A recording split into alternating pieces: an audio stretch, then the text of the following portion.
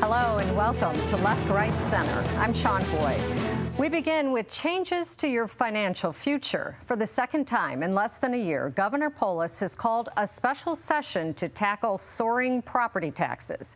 Lawmakers will convene August 26 for at least 3 days to take up a bill that will save homeowners an estimated $270 million a year, and perhaps more importantly, prevent the kind of massive spikes we've seen going forward. Having this fight every 6 months or every year is not good for the state, and we want to end it. Governor Polis says Colorado's property tax wars will soon be over. He says key players inside and outside the Capitol have reached a deal that brings stability and predictability for everyone. And has a big enough coalition that it'll have the staying power, I think, for the long term. So that's really the goal here. The other goal, to eliminate two ballot measures that Polis says go too far, capping increases in property tax revenue at 4% a year. The compromise would instead cap increases at 5.25% for local government and 6% for schools.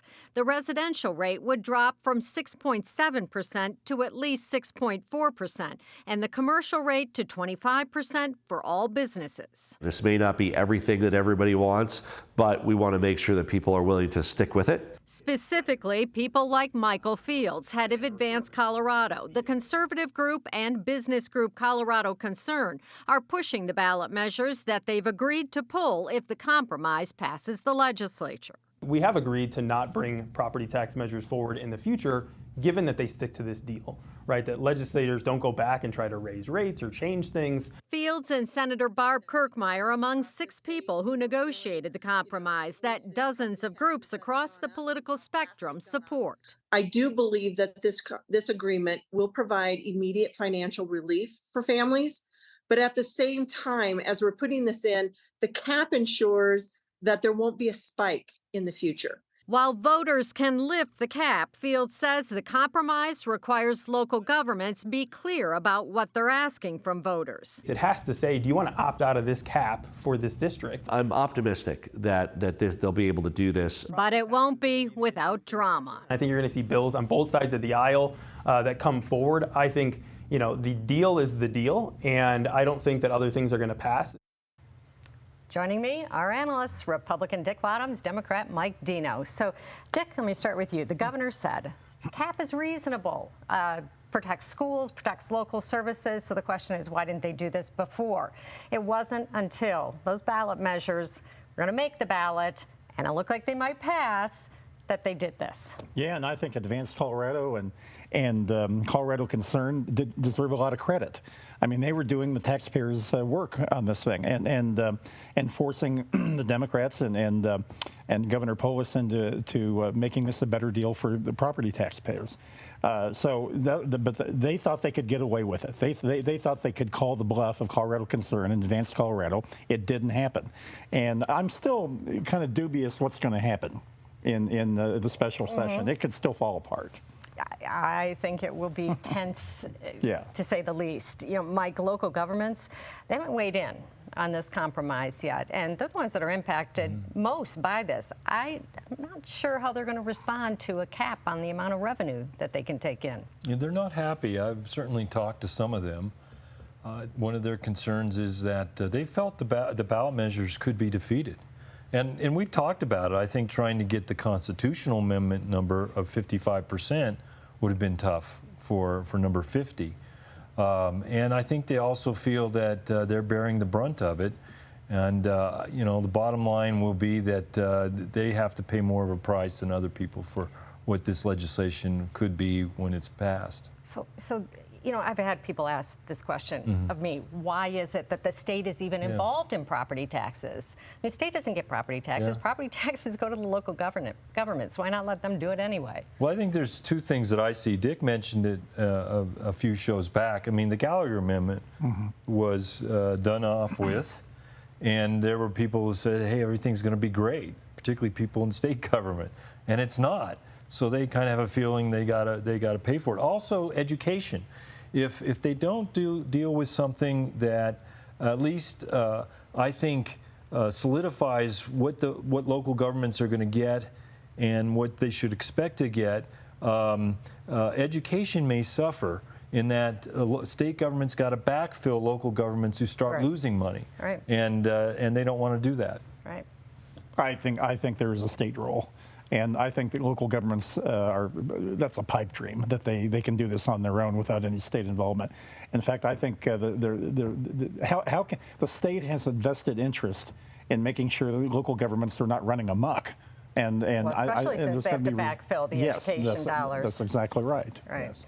Well, from property taxes to sales taxes, Denverites will vote on 2 sales tax hikes in November, a 0.34% tax for Denver Health and 0.5% tax for affordable housing, proposed by Mayor Mike Johnston. On the same day, City Council referred that to the ballot. Former Mayor Wellington Webb came out opposed to it, or rather, the timing of it. He worries voters won't pass 2 tax measures, and Denver Health, he says, is a must-pass. The hospital says it provided nearly $136 million in uncompensated care over the last 6 years. The hospitals in the Denver metro area cannot carry that patient load. Denver Health is also a teaching hospital, and it's also the #1 trauma center. Damn, Shaun, it shouldn't be that difficult that everybody in this city should be saying the same thing. In some cities around the country, they don't even have a public hospital. We should be saying Denver Health is ours, and we're going to fight for it, and we're going to protect it, and we're going to nurture it, and we're going to make sure it's around here for several generations to come. So, Mike, if both of these tax measures pass, it would bring Denver sales tax to nearly 10%. That's on par with LA, New York. Do you see both of these passing? Yes. I mean, Denver voters have been very generous. John Hickenlooper was elected in 2003, 21 years ago. And everything that pretty much Denver voters have been asked to pay for, they have voted for, except really one item that I remember, which is the arena that Mayor Hancock wanted a few years ago. And so they have to put a good case out there. And, you know, Mayor Webb has fought hard for Denver Health. He turned it from a regular hospital to an authority. There was a $50 million deficit, and he turned that around. And certainly it is a great asset to this community. I would agree typically. You're right, Denverites are very generous, but the cost of living these days is so high that I think Webb makes a good point, too, that this may be a year that voters go, I don't know about this, with both of them, right? Yes. You know, Shaun, when I saw your interview, I thought about when you interviewed Governor Bill Owens, former Governor Owens, about the Capitol and how Polis was not doing anything to clean it up after the riots. Right. And I watched Webb the other night, and I think he gave Denverites permission to say no to this.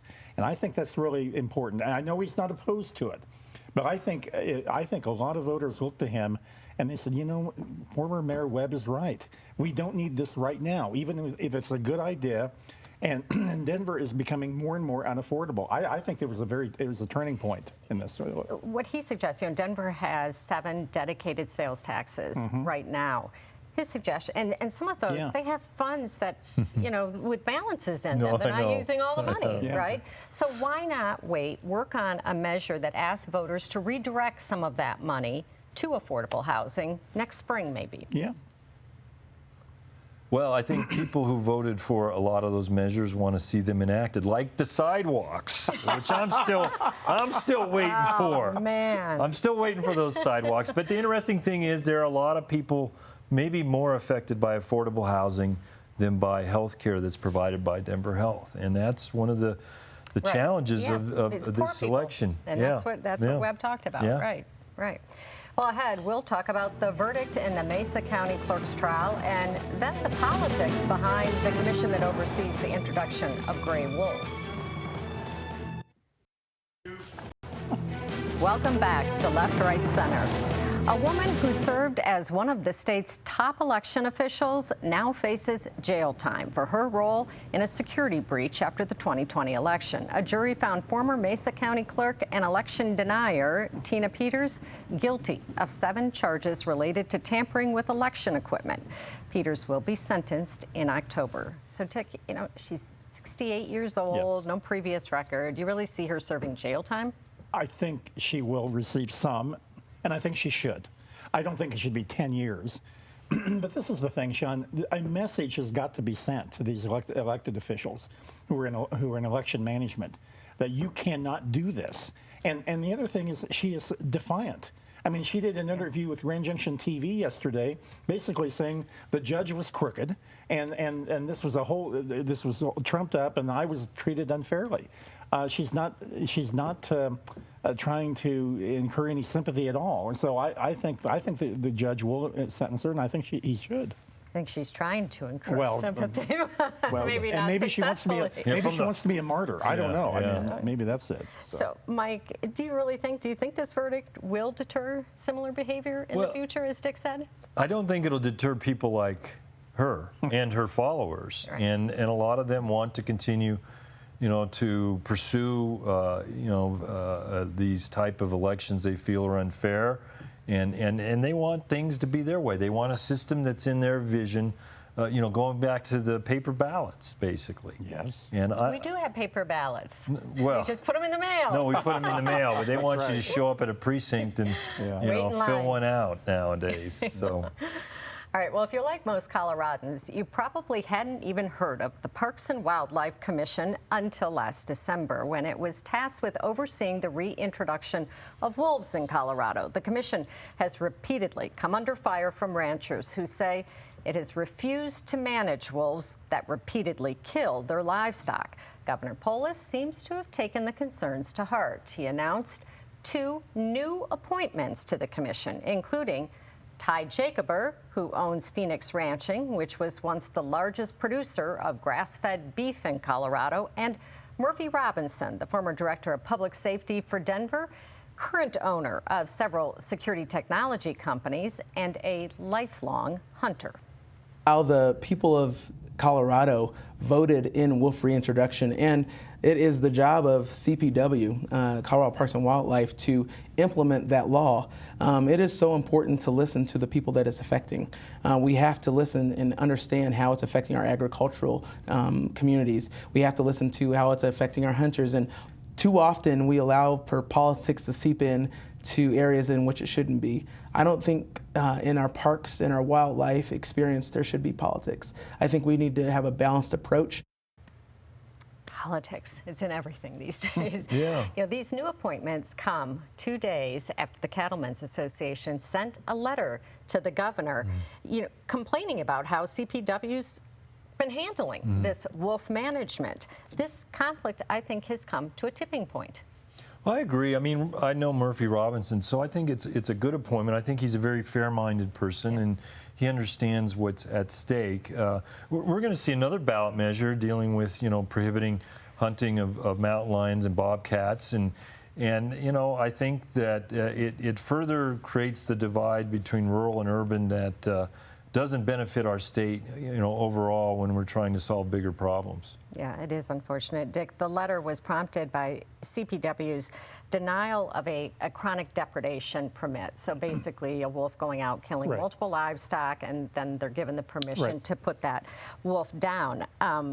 This was for the Middle Park stock growers, which has had 8 confirmed sheep killed by wolves and 7 more that are missing. Robinson told me he's going to bring a data-driven approach to this job. Yeah, sounds like that's what's needed here. Well, I hope so, because the commission is just ignoring those ranchers up there. And let's make it clear, Shaun, 2 counties enacted this wolf reintroduction. Denver and Boulder. Honestly, if you take those 2 counties out of the election, the state of Colorado voted down wolf reintroduction. They essentially did this, and that's the problem. But we need some of those wolves here in Denver and Boulder, maybe, huh? I would say yes, except I don't want Shaun to be fighting off wolves at her house. Exactly. But, this is just so reprehensible, that the way they ignore these ranchers, and those 8 sheep that you mentioned. I mean, the stories about that family. They're just heartbreaking. They're heartbreaking. Yeah, it's their livelihood. Yes, it is. And that we need to keep in mind here. That's right. Well, finally, a look at the changing electorate in this state, thanks to Dick, who wrote a column about what he calls a post nonpartisan Colorado. The latest voter affiliation numbers show nearly 50% of Coloradans are now unaffiliated, while just 26% are Democrats and 23% Republicans. So, Dick, do you really think there's an opportunity here for a third party that appeals to this unaffiliated crowd? I do, and I never thought that before, Shaun. But I think we're headed that direction. The other statistic I did not include in my piece that I didn't know about until after I wrote the piece, among 18 to 34-year-olds, only 14% are Republican, 23% are Democrat, and 60% are unaffiliated. That's no surprise. Well, so my age and older, I mean, we're going to be dying, in the next whatever. And so these are the people that are going to dominate Colorado politics going into the next 20, 30 years. I could see a scenario where we have unaffiliated candidates run and win in Colorado because I think the state is moving more and more towards issue-based campaigns and not partisan elections. I really do. What does that third party look like? Does it look like it's more to the middle, or does it look like it's to one of the extremes? Well, look, I've always felt like that Colorado was very socially liberal but economically conservative. Now, it's been distorted with this anti-Trump attitude we've had for the last, 8 years. But once we get past into that post-Trump era, which will come at some point, thank God, I think that you will start seeing that kind of a candidate, kind of fiscally conservative, socially liberal, and that's going to be the candidate that can win in Colorado. So, Mike, clearly most of those who are unaffiliated right now are voting for Democrats. Are they really unaffiliated then? And do you think at some point they would vote Republican, that there's that opportunity for Republicans to peel some of them off after post-Trump? Yeah, I think it's post-Trump. I mean, they really, Dave Williams needs to move on, and Tina Peters needs to move on and get out of the public consciousness, and I think they'll have a chance to start anew. A lot of people through all the generations are tired of the partisan politics, so we've seen that move to unaffiliated. I do think it's a generational thing, and as the millennials and the Gen Zs, get older, they're going to appreciate the unaffiliated, independent candidates more, and it's going to come down to money. Unaffiliated and independent candidates have to be better funded. The parties do a good job of that, and they continue to do a good job of that. They plan to continue that situation, and that makes the playing field pretty exclusive, and elbows out to anybody else. Yeah, you're right.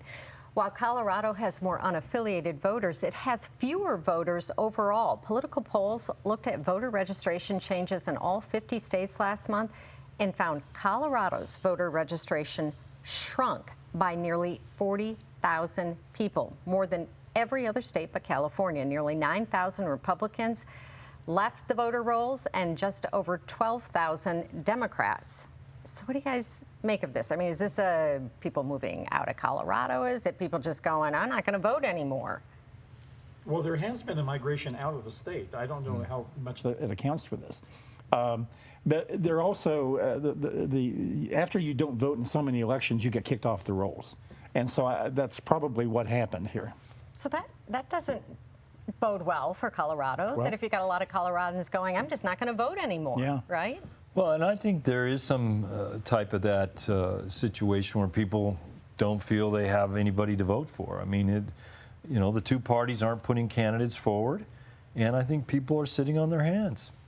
Aren't putting candidates forward that they like. Yeah. I'm always like, okay, skip one election if you want, but vote in the other ones, right? Well, I mean, there's ballot measures, and very important ballot measures. I mean, look what we've seen with the wolf reintroduction. Well, right? and we're used to voting. We talk about it all the time. But I mean, you walk around your neighborhood, and there's people that just don't think about it. And even on an election like this important as November 5th, they may not get their ballot turned in. I mean, like Dick said, they're not getting a ballot, and they're not going to go seek it out either. Right. No, too bad. Go vote. For sidewalks. Yeah. No. All right, that's it for this week. Thanks for watching Left, Right, Center. We'll see you next time.